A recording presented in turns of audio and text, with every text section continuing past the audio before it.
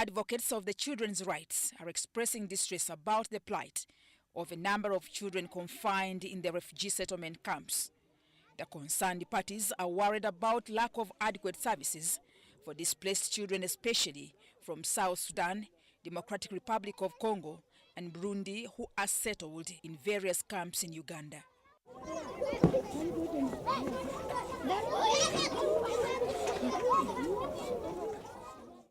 Uganda hosts over 1.3 million refugees in the region, with 900,000 South Sudanese, 50,000 Burundians, 20,000 Rwandans, 44,000 Somalis, and about 280,000 Congolese from the DRC, among other neighboring countries. Uganda is currently ranked as the second largest refugee hosting country in the world after Turkey. Accordingly, majority of the suffering population of these migrants are children who deserve a lot of attention for their survival. We have to say that in the survival principle, children access services ranging from health services, their well-being. And then when we look at protection, we have to ensure that the children are given maximum protection against abuse. You see, in the country here, we have defilement cases, teenage marriages, teenage pregnancies, early marriages. All these are vices that we have to all fight together in eliminating them. They observed that without any action taken, Uganda will fail to meet its target, accelerating protection and equal opportunity for children by 2030. Uganda is a state party. We endorsed as government, we ratified the Convention on the Rights of the Child way back in New York in 1990. This means that as government, we are a committed party to this convention, and this means and implies that we have to go by the provisions of the convention. The provision states that we have to ensure that we come up into addressing issues pertaining to the cardinal principles of the convention, namely child survival, child development, child protection, and child participation. We have to ensure that in the survival principle, children access services ranging from health services, their well-being. And then when we look at protection, we have to ensure that the children are given maximum protection against abuse. Adjumani district, which has the biggest number of refugees, is struggling to do its best to avail basic needs to the refugee children within its lesser budget. For us in Adjumani district as leaders, this is a day when we reflect on the strides we have taken to guarantee the freedom to education, the right to education, the right to health care, the right to water, and all other basic needs. We also reflect on the freedoms of the children in Adjumani. So on this particular day, leaders converge to do the reflections. And for today, we have just ended a show where we are engaging the children on what they think are the violations of these rights. They mentioned issues to do with the child negligence, issues to do with juvenile abuse. They mentioned things to do with the violence to children. And to us, those are very important feedback that we shall seek to address in the coming days. Uganda's compassionate approach to the displaced allows refugees to live in settlements where they receive plots of land and share with the indigenous people. Mutonyi Hilda and Fredericks Idia for Good Morning, Uganda. Mutoni Hilda and Fredericks Idia for Good Morning Uganda. That is a story that tries to bring out the plight of children in refugee settlements in Uganda. If life is hard for mature refugees, then what about the children? But they have a future, and this future, they need assistance to achieve their dreams where possible. We know terms and conditions are really hard there, but at least the basics should be achievable and should be availed to them. Monday, the plight of children. You saw them, you know, they can't access the usual life, but someone is producing this story to call out for attention. Yeah, I just want to, it takes me back to some story I had in Turkey. You know, Turkey has the biggest number of refugees in the world. Then Uganda will come second. So there was a couple on their wedding day. Instead of having that reception, they decided to go to one of the biggest refugee camps in northern Turkey, and they held and they fed over 40,000 refugees. So therefore, in Uganda, such stories are telling the rich, those the able, those who have the haves, that look here, you can also adopt a child. You can also decide to put a smile on the faces of those children. Yeah, in most cases, the ultimate measure of how civilized a society is how they treat their children, is how much they can give to children. And remember, it takes two to produce a child, but it takes a whole community to raise a child. So these children, yes, are in Uganda, they're in camps. It's incumbent upon both government and individuals of goodwill to say, look here, I think we should give them a chance. Yes. One of the things I want us to look at is, yes, I want us to look at the causes that are causing this influx of refugees. Because even if you have all the food and you have the money, you reach a point when you can't sustain this. No, the causes of refugee influx in Uganda, both external and internal. The internal cause is why we have very many refugees in Uganda, is that we have a conducive atmosphere. Now that every refugee, everybody with a problem, we want to run to a country, to a place that is going to receive him. A safe haven It's somehow. a safe haven. So it's because the environment here is conducive, and Ugandans are, the Ugandans are welcoming. They welcome foreigners and live with them happily. That is one. Actually, I was in some community in Ajumanya, and they were saying, if we do not calculate very well, these refugees might outnumber us one day in terms of population. No, yeah, the issue is that whoever has a problem, we want to run to a country that is going to receive him. And in Uganda, there's nothing like stigmatizing refugees. There are countries you'll go to, and they'll keep reminding you, mukimbizi, in other words, you are a refugee. But in Uganda, that one is not there. And even in our vocabulary, we don't use such crude words to remind you that you are a refugee. Now, the other external factors are definitely the wars in our neighboring countries. You know what is happening in South Sudan? Congo is just another mess. Burundi, so Somalia, so, and those are the biggest. The refugees we have come from those particular countries. We have very few refugees from Kenya and Tanzania because those countries are a little bit stable. We have fewer refugees from Rwanda because ideally the country looks to be stable. But those Not forgetting those that come and their motherlands, the environment is friendly, but don't want to go back. Kenya has called refugees to go back. They have not. Rwanda has done the same. That's what I was saying, that in Uganda, the environment, the atmosphere is conducive for everyone. So at times somebody feels that even when their country is a little bit safe, but it is safer for them to remain here in Uganda. Well, that was our first story. We now take a look at the second story.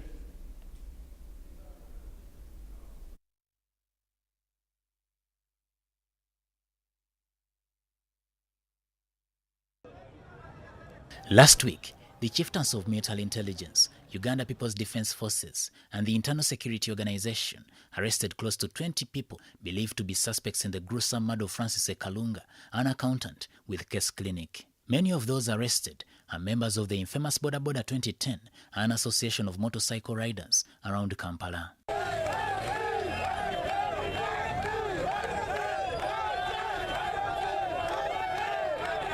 The UPDF spokesperson, Lieutenant Colonel Dewa Akiki, says they acted on technical and precise intelligence to enforce these arrests. It is an incident that involved a murder case. It is an incident that involved kidnap. And when it comes to issues that are of that magnitude, you will surely see the jointness of the forces, and that every force will have interest. We are able to get leads that led to the arrest of one Mr. Kiwalabye Huzairu by our CMI operatives under the Joint Task Force. Thereafter, after different interrogations and other arrests, it led us to arrest more people, including one Abdul Chitata. He, however, says they were able to thwart attempts by some of the group members to obstruct their work.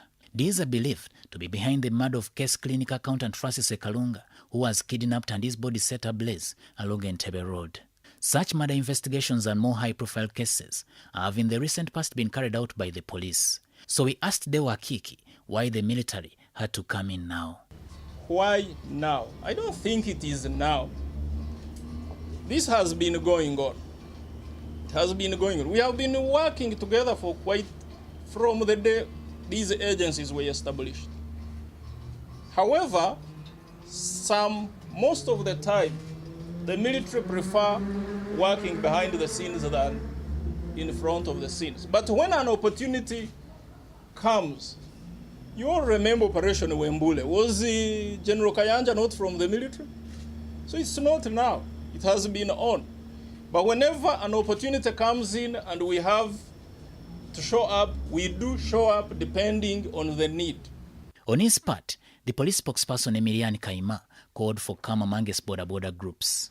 These, on learning about Chitata's arrest, raided the 2010 offices across Kampala and set some property ablaze. Of course, some furniture, some paperwork has been burned. And this is unfortunate. We condemn it. We want to ask all Ugandans to respect rule of law, to allow the law to work, as we are doing. So it's in our interest to find justice. And we pledge all the support. We want to ask everyone who has issues to present them, for all of us to do a good job in as far as curtailing crime is concerned. At the center of it all is Abdallah Chitata.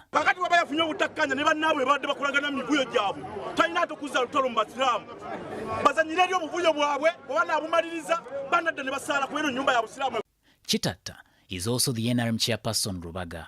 According to some, he wielded so much power around the city and made it clear to many that he was untouchable and only answerable to the Inspector General of Police. Police, on the other hand, says Chitata and his Border 2010 outfit have been helpful as regards fighting crime in the city.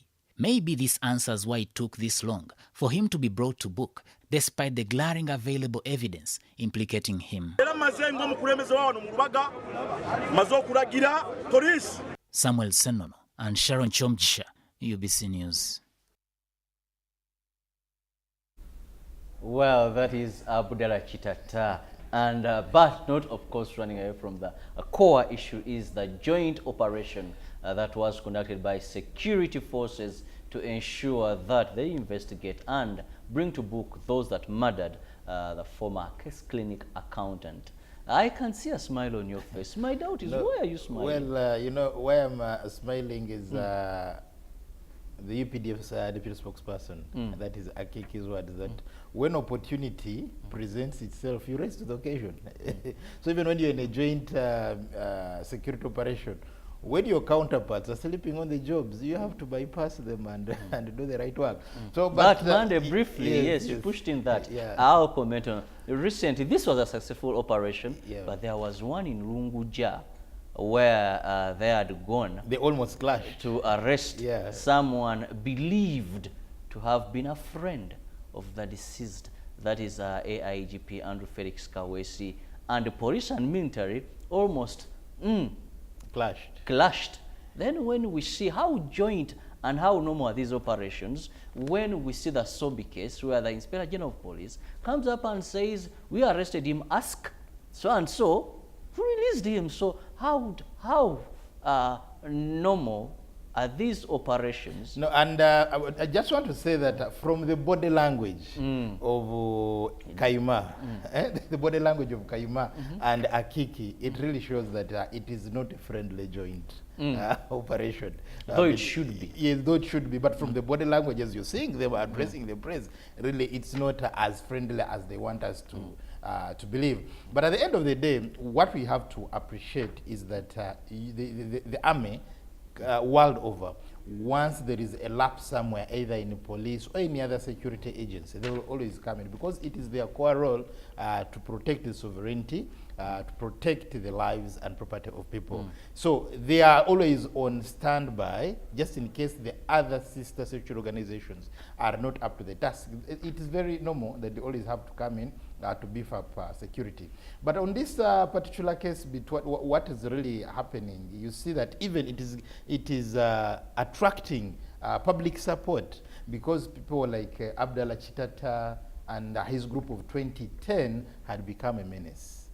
Therefore, so much so that people are even praying, because even some people are posting that at last God has heard the prayers of the people of Kampala. So Paul, with social media, yes, people make their comments, people give their views, but police comes up and says Chitata at one time he did a great role, a tremendous role, the Boda Boda 2010, as regards fighting crime in the city, which is evident. To some point they did that. Maybe they later became a lost sheep, but in one way or the other they have a contribution that they did. There's this saying that you can get somebody from the bush, but you cannot remove the bush out of them. So when you empower a civilian without giving them adequate training, they will always remain amateurs in issues of security. They will always have that civilian excitement, and I believe that is what is bringing Chitata down, that civilian excitement. In other words, they failed to orient him into his new role. But we have very many civilians that are working with the army, that have been empowered by the army or security agencies,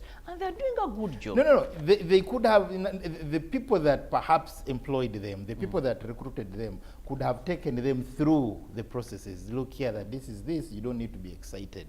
And Chitata's case is not only familiar to Uganda. In Kenya, there was a whole person who was masquerading as a commissioner of police, and he would move around until they say, but look here, you say you're commissioner of police, what is your number? Only to realize that he was a masquerader, but he was even intimidating police officers. He was even intimidating people. He would say an appointment is bigger than a rank. But let's take a look at our final story.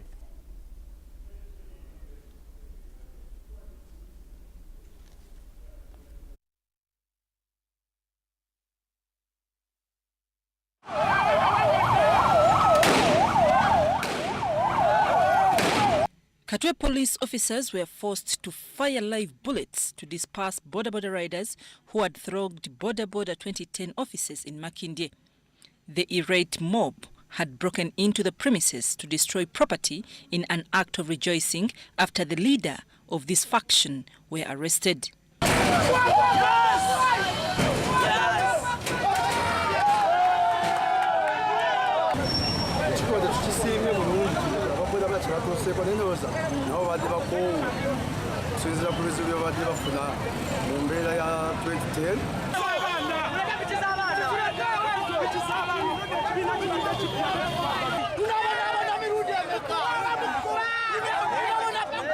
Boda Boda riders from other associations early Monday morning crowded offices of Boda Boda 2010 in Bukasa.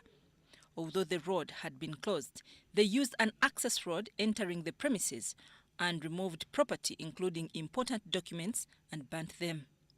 They claim the group under investigation for being involved in a murder of a case clinic staff was stealing their Boda Bodas.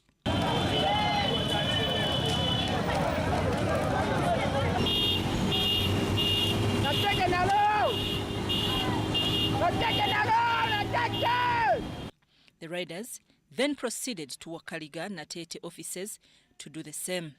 They celebrated in the middle of the road, saying they have been saved from people they referred to as thieves. Here, they broke into a room where a number of Boda Bodas had been parked. Some motorbikes were retrieved by some people claiming to be their bona fide owners, as others entered the office and removed property and put it ablaze. Among the things burnt include printers, important documents, office tables and chairs, and Boda Boda jackets.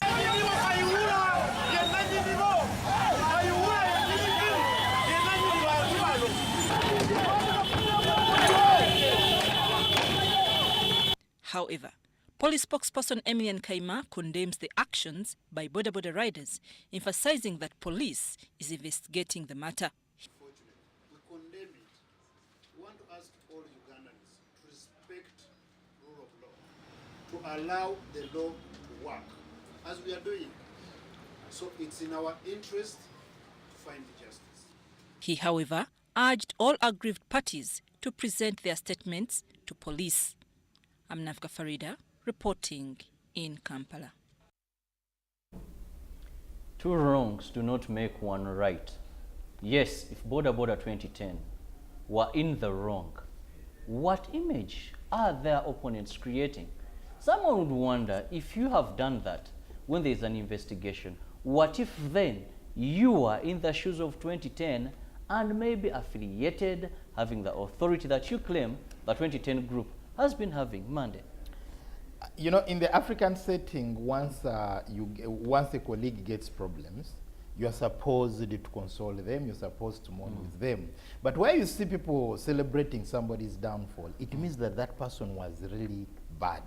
Therefore, it means that the 2010, their activities leave a lot to be desired. That is why everybody, especially among the border fraternity, are celebrating their downfall. But again, when the police spokesperson comes out just to condemn the act of other border groups celebrating, I believe there's something police did not do right there, because they should have seen this come.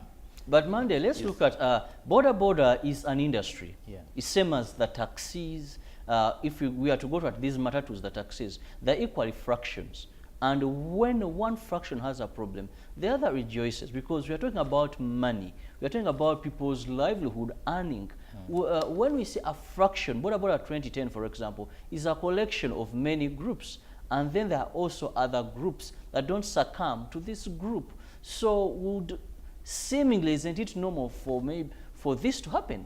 No, yes, it is normal for this to happen, but I'm trying to say that police should have really seen this coming, and averted it. And averted by deploying at the offices of the border 2010, because ideally the material that has been burnt could be part of the evidence the police needs. Some of these borders are on loans. No, even I'm saying it is, but the material that has been burnt could be part of the evidence the police needs to pin them down. So police should have seen this coming, that look, these people that have been arrested are unpopular, therefore anything could happen to their offices and families. Actually, they should even go ahead to protect their families. They are innocent because they have innocent wives and innocent children. So others who are aggrieved may even want to go further to harm their families. And for example, now, what do you think the family of the late Akasha of case clinics thinking about? Because now they are having direct clues that this is the group that could have killed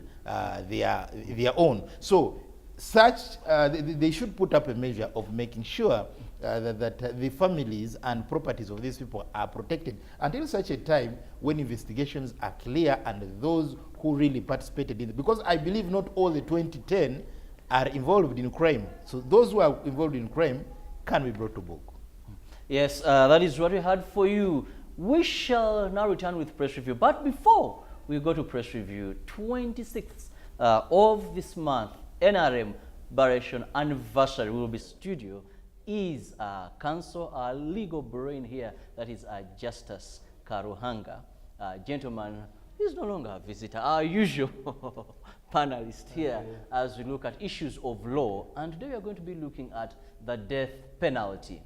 Recently, President Yoweri Museveni, while passing out officers, prison warders, all call them officers, he emphasized that I think it's time I ensure that death penalty goes ahead and it is well taken up in Uganda. Also, yesterday when he was addressing the conference of judges, he repeated the same remarks regarding the death penalty and other crimes that he feels really something should be done.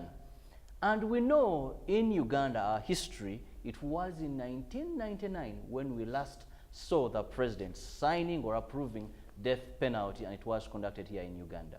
But with the legal brain here in the studios, Justice, when I want us to first define the death penalty. What is the death penalty according to Uganda laws? Okay. I mean, it's one of those, first of all, good morning viewers and good morning. Thank you for hosting me once again. The death penalty is, of course, easy. It's the taking of life through legal means.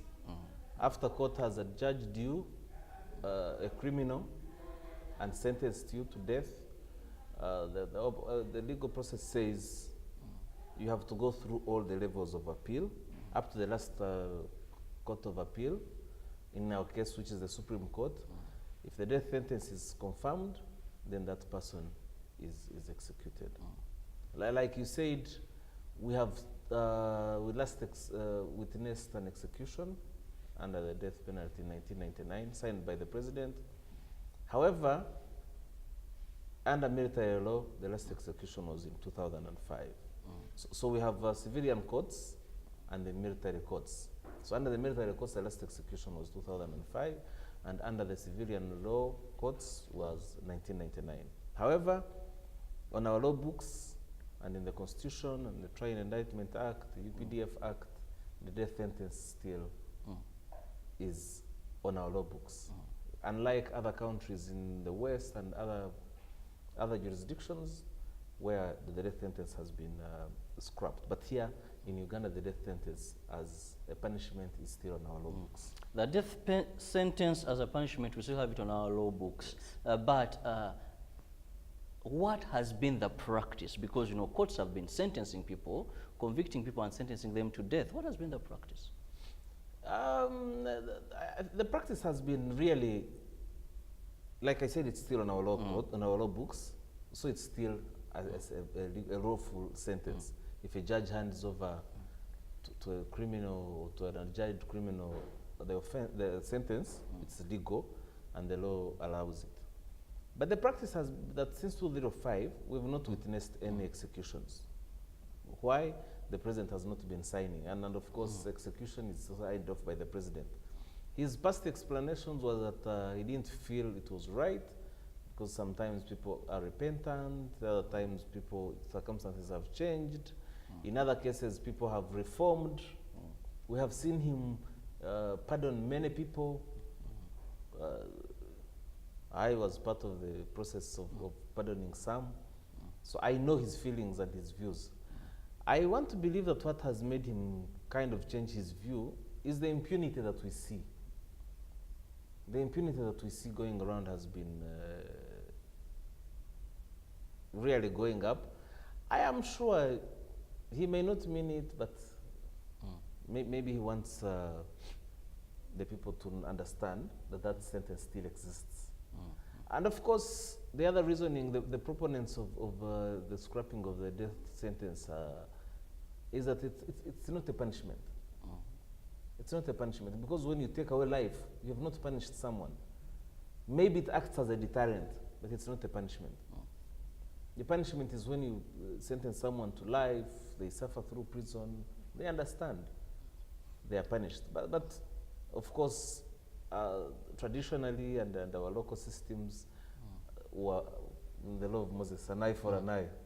If you've met families of victims, they are happier when the person who kills their own is executed. Just as there was a time about 2 to 3 years back, attempts to scrap the death penalty, but why didn't this succeed? Yet we are having it idle in our law books.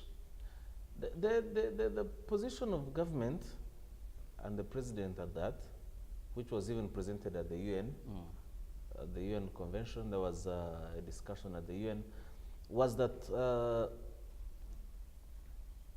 they need the death sentence to remain on our law books. Why? Because a pre-industrial society like ours, you require deterrent sentences on our law books. You may not practice them, but you require them on our law books. So that's the position of government. However, the practice of courts has been different. In 2005, we had a leading case that turned around the whole practice and sentencing of the death sentence. The prominent Susan Chigura case. Susan Chigura was on death row in Ruzira with 416 other prisoners had been sentenced to death. However, at that time, the practice was that anybody that the death sentence was mandatory. The judges had no right, for example, the offenses that attract death as a sentence, rape, robbery, murder, smuggling causing death, defilement, aggravated defilement. I mean, they are known, the capital offenses that attract death. At that time, our courts and our law books were that if a sentence that is prescribed is death, the judge had no right to prescribe a lesser sentence. So it was automatic. Then the Susan Chigura case challenged those laws, that they were unconstitutional, because the Constitution says a person may lose life, not shall. So the Constitutional Court interpreted that to mean that the judges had a right to exercise their mind and see whether to sentence a person to death or find a lighter sentence, life imprisonment, or considering mitigating factors. And of course, they went down to prescribe them, like ill health, if a person is a minor, if a woman was pregnant, if a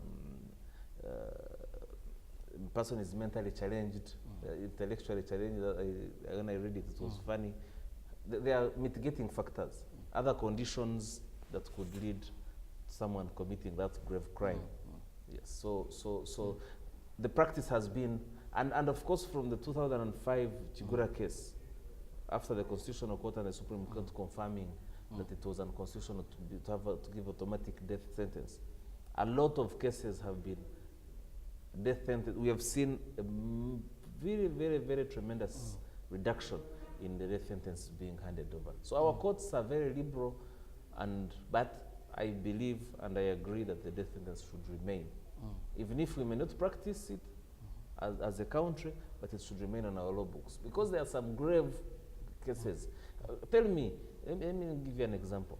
If someone went and raped 5 or 10 children, minors, under 15, in a primary school X, and he's HIV positive, and he's okay, he's not mentally retarded, what would you do for such a person? You as you. But then there's also those that argue that the death penalty, once committed, you can't reverse life in case maybe the judicial process had problems here and there, because you simply are on death row, and then after some time, the person alleged to have been murdered surfaces. Correct. Surfaces. Correct. And when this person surfaces, they have been released. So if a life was taken, then at the end of the day, wouldn't reverse life. Correct. That's what I said. There are instances where the death sentence really should not be applied. Like there are other sentences, life imprisonment. You can sentence someone to 100 years in prison. We don't have that life.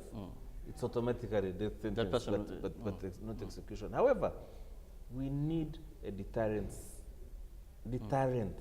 Our people need to know. People fear death. But Augustus, how is this going to be deterrent when Ugandans know now and feel it that since 1999, even when the president talked about it, the first time we had a debate on death penalty, we saw civil society organization, the international community, all raising up in arms. Let's scrap this, because maybe they thought it is something that we can apply over time. Even when the president talked about it this time, it made headlines, but people have a feeling it's like it's not there. Does it deter then? If it's not practiced, would it be a deterrent?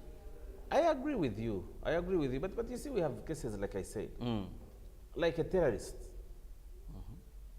You know how they operate. Someone walks in here, in this studio, in the UBC studio, and shoots 10 to 15 people, and is arrested. What would you do? Goes to court, goes through the process. Yes. And of course, our legal system, our court system, have very lucky. Like I said, trial starts in the High Court. The judge of the High Court sits and tries and looks at the evidence from every part of evidence and makes a decision. Then we go to the Court of Appeal. So we have 3 levels of trial. We go to the Court of Appeal. The Court of Appeal looks at and examines the decision. The Court of Appeal, there are 3 judges, looks at the decision of the High Court and the judges and the judge. They scrutinize the judgment, the evidence led. And then that level, after the Court of Appeal, it is taken to Supreme Court. Okay? So there are 3 tiers. At the Supreme Court, there are 5 judges, eminent judges. They look through the evidence, they evaluate, they look at it, and they confirm. It is after that elaborate process that a person, if the Supreme Court confirms, is sentenced to death. And of course, you know, our law says, if someone cannot afford legal representation, the state has a duty to provide a lawyer. But how effective is that? All those, you're all a those lawyer of an experience over 20 years. Yes. When you look at the state has a duty to provide lawyers, how effective has this been? No, it's been very, very effective, by the way. First of all, we are obliged as lawyers to provide pro bono services. So every law firm now, every lawyer, before your certificate of the new year is renewed, you must have provided some pro bono services. And pro bono services is legal services provided for no pay. So therefore, we have many, many lawyers who are on state, it's called state brief. You're a private lawyer, but you are given a brief by the state to represent the indigent people, people who can't afford legal representation, and are on trial of such offenses. So therefore, I want to believe that both sides, so you have legal representation, the judges are fair, nobody has corrupted them, and even if you corrupted the judge at trial, there is Court of Appeal with 3 judges, there is Supreme Court. I want to believe our process is elaborate. However, it should not be the first line of punishment. Death should not be the first line of punishment, because when you take our life, other than being a deterrent for the other one, I don't believe also it's a punishment. Well, we are looking at the death penalty of late, where we saw His Excellency, the President of the Republic of Uganda, saying, I need to rethink about the death penalty. It is in our law books, and some of these murders being committed in this country with impunity, people should pay for their acts. And with me is Justice Karuhanga, a lawyer here with first experience as we are trying to look at the death penalty. Is it a punishment or not? Is it time that really our law books, that particular clause that looks at the death penalty should be removed, because it seems like it had been shelved since 1999 and 2005 for that side of the military. We've not seen anybody going to the gallows or facing death penalty. Under the laws of Uganda, what are the likely measures? What are the measures that are used or methods used to take away this life? Oh, okay. Our law is clear. For the civilian, it's by hanging. Execution is by hanging. You know, there are 3 systems. There is electric chair, there's lethal injection, and then there's hanging. I think at that time, we did not have enough electricity, so the electric chair was not applicable, and still is not. If execution is signed off, it's by hanging. But for the military, it's by shooting. Firing squad. Firing squad. So there a life is taken. Yes. Well, and of course, what I didn't also mention is that even in military courts, there's an appellate process. And previously, the appellate process was stopped at the appeals court of court martial. So there's a field court martial, then there's appellate court martial court. However, in 2005 also, the Uganda Law Society filed a suit that soldiers were also unfairly treated and was unconstitutional. So the Constitutional Court decided that the soldiers also have a right to appeal to the Supreme Court after the appeals court, court-martial appeals court. They have a right, and it's also presided over by the judge of the High Court, together with senior officers.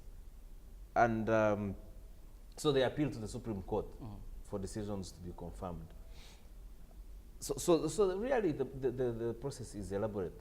For the soldiers it's shooting, and for the civilians it's hanging. That is, when we look at what is the whole instancy of the laws in a country if they are lying dormant in the shelves? Circumstances appear. You read recently, we were all, it was all over the news.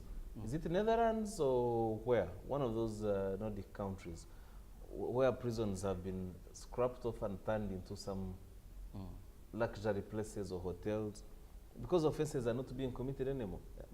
So the purpose of the law is to regulate society. But as society evolves, as society grows, some crimes are not as prevalent as they were previously. You recall, for example, in our law books, we have the prominent Nguri Act that used to prevent, that was brought out by the colonial government when Nguri, in our case, Waraji, became a problem. And people were drinking themselves to stupidity. So they put up an act, it's called the Nguri Act, in the 60s.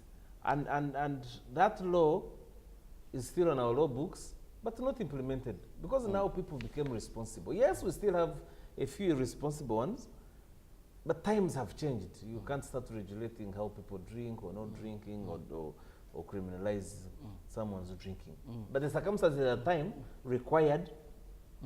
Just as finally, as we look at the death penalty in Uganda, right now, looking at the circumstances in Uganda, I'll give an example. Rape being one of the offenses that attract a death penalty.